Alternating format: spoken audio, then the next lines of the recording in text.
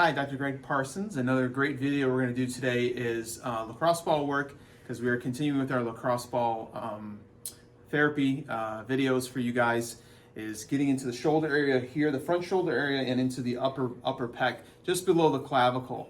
And why this is good is because when we sit, our heads are really far forward and our shoulders are shrugged, and it's just really compressing this area here. And we want to do is create kind of an open feeling and more relaxed feeling in that area as well. Now, all our videos that we're doing today and the videos we've done in the past, using the lacrosse ball or the foam roller, are great to do pre and post workout. They're great to do anytime you're at work and you're starting to feel that tightness going on, or maybe you're going to do some yard work, whether it's light or heavy. Use the ball, use the foam roller before and after, and you will have much less discomfort, tightness, and pain, and you'll feel a whole lot better when you're doing those activities. So let's get started. All right, so the last video we did upper back, and if you want to do upper back in continuation with the shoulder and the front of the chest, this is a great way of starting to do that, okay? So we're going to start with the rear delt, which is right here, okay? And I'll start with the shoulder here. You want to show them, that's great.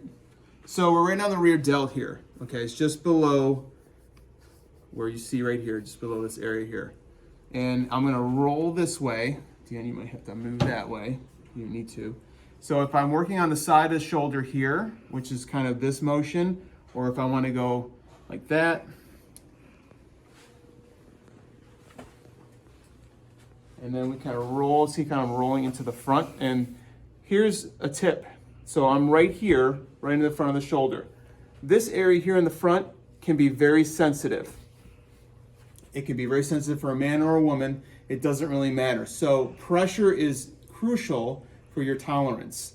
I've been doing this for a long time, so for me, I can use more pressure, okay? For someone who's just starting out, I would use less pressure. So how do we get less pressure?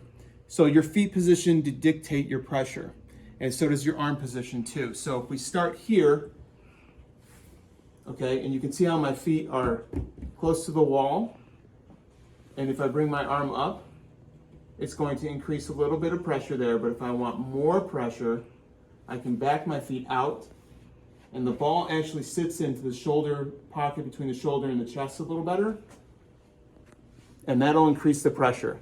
And I'm only doing real slow movements here, very slow. The ball will sit underneath your clavicle, kind of like this. So my clavicle is here, the ball's gonna go here. So it's a very small area you're working in this video and in this section, about that much for a man or a woman. It's just about to there, that's it, because your sternum is right here and you don't want to go any lower, okay? So let's recap that.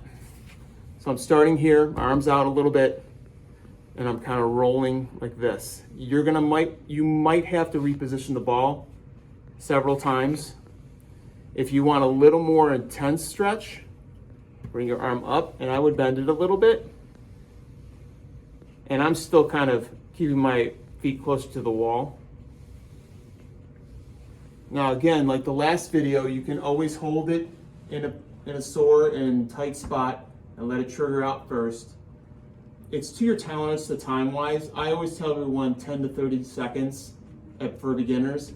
More advanced, you can do longer time. If you want a little bit deeper, you can turn your body and it'll give you a little bit of a stretch too. So you can do what we call a 2 o'clock. This is 3. Okay, the 3 o'clock is going to give you a little bit more intense. If you want less, come close to the wall like this.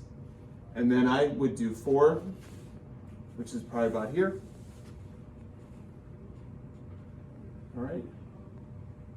And you can come all the way over. So this is what I'm doing. It's coming from here, it goes all the way over, just in this pocket. My shoulder starts here. So this is great for that chest area. And then if you want to do the shoulder, you can do that separately or together. You can go right over to that spot.